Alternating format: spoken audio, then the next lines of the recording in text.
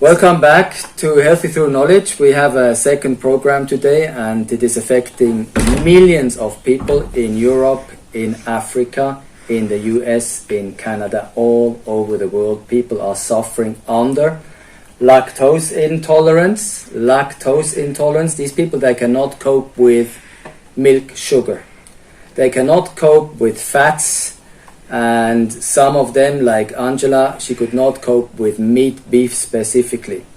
So these people, they are suffering. And in most cases, they are just told you are suffering because you have lactose intolerance, but they don't give you the root cause of the issue. Why are you suffering? And this has to be always our first question. Why are you suffering? What's the root cause of your problem? Please, Angela, tell us just in a few words or sentences, when did you go through over the last 14 years? I've taken like many years. 14 years, you 14 told me. years, actually that many years for me. Very many years. Yes, without taking milk, not even a single cup of milk. Bread, beef, butter, ice cream. I just recently tried the ice cream and it was really, really good. After taking his product, that was the healing mixture and other mixtures, it has some good stuff to do with that. So I was really so surprised the first time I took it. Nothing like vomiting, because at first when I took it, I had to vomit. But this time round, after taking this product, I really had nothing. It was really tasty, the ice cream was good, the tea was really super good, and the beef fillet was really tasty, I'm telling you, so I couldn't believe it. So it was really a very, very good time for me. So, yes? I have a question. Yeah. Was it the same reaction you got from milk, beef, butter, and milk, bread, ice cream? The vomiting? Or they would vary? When I eat beef, I could get a rash on the skin, and then I get also stomach pain. Same applying with the milk. How long will those stay?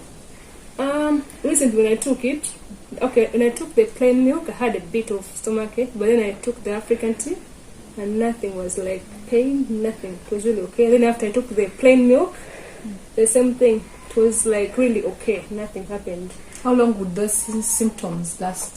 For example, you've taken milk or beef and you get a rash. How long does it stay? It could take a whole day, really. Oh. Yeah, when I have all the rash, when I'm like scratching myself, the whole skin. But this time it was really very good. After the treatment? Yes, after that treatment you gave me, nothing happened. I took it and no rash, nothing nothing. Did you go to the doctors?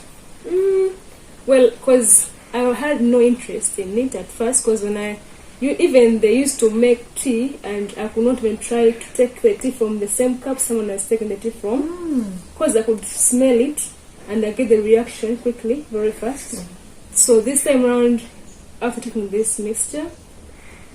But so, despite all these problems, you never went to the doctor to ask, hey, hello, what's going on with me? Why do I have these? I wasn't even interested in it, really. Most cases in our African settings, what I've seen from our home, when people have such, even if you tell a doctor, they'll ask you, do you have anyone else in your family who has it? Then they'll tell you, yeah, I think it's a family issue. That's what doctors say. Or they tell you, okay, you're just allergic to them. That's all. Yeah, same thing. They'll never take an initiative. You leave her, I think she doesn't really like She brings up the good point here. It's an allergic reaction. They call it an allergic reaction, but it's not an allergic reaction. The main issue here is that people are having fungus in their intestines and in their stomach. And these fungus, when you eat these sugars or these proteins or these fats, these fungi are releasing these chemicals causing the skin rash, and they are causing these so-called allergic reactions. So if you get rid of these fungi, which is easily possible, as she's a living example, within approximately 4 to 7 days, you can eliminate these fungi and you can eat anything. And she is very, very lucky. She might not believe it, but it's the truth. Her skin is still in a good condition, because in most cases, especially in African women, it attacks the skin. They get very dark black spots. Have you noticed? On the face, on the legs. They get a very foul breath. Very many people here have a very foul breath. Even the body odor. If somebody has a lot of fungi in his body, the body odor, when you walk that or when you meet that person, it is unbelievable. The stench, really, like mold coming out of their body. So this has to be removed.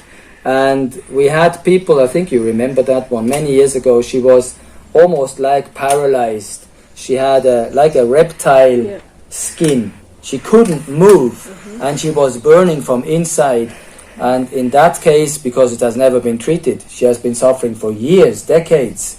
And it took 5 weeks to get rid of it, and she was able to walk and welcome me at the airport.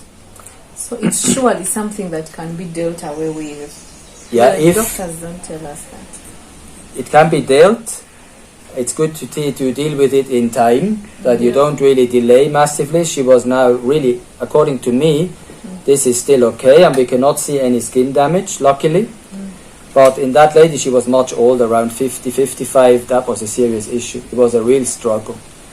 And sometimes, because of the purification process the body has to go through, you will get skin rashes, you will feel very tired, which you never really experienced. Yeah.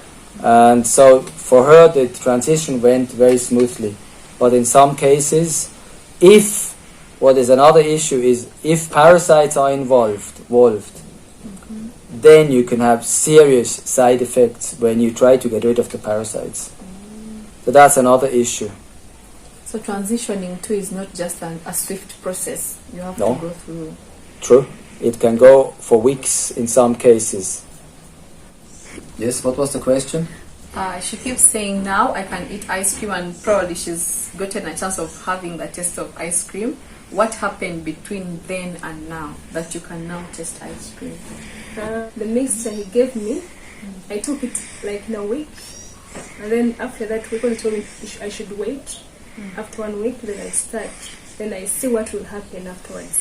So I had to wait. Then in 1 week, I tried the milk, and then I had to try the same ice cream as well. And she tried once, and it was not perfect. She still had some convulsions, okay? Yes. So I told her, continue. Taking the mixture. And then afterwards, she was completely fine. Yeah. So what we do, we mix 4 ingredients to remove the mold and the fungi from the body. This concerns everybody who is affected by lactose intolerance, gluten allergy. In German it's called celiaky. It's also together with wheat issues. So these symptoms can be easily cured within approximately 1 week, and it's a very, very cost-effective method. You will not have any side effects at all.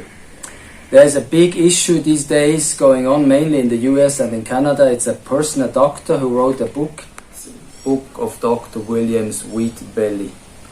And why do I want to talk about it? I want to talk about it because it only concerns Americans and Canadians. Why does it only concern Americans and Canadians? Because in Europe, GM wheat is forbidden, it's illegal. And in America, they're using GM, not GMO, but GM wheat. And Dr. Williams, he's recommending people to drop wheat. But unfortunately, he's also mistaken there, because it's not the wheat which is a problem, but it's the man-made, genetically modified wheat which is causing the issues people are having in the US and in Canada.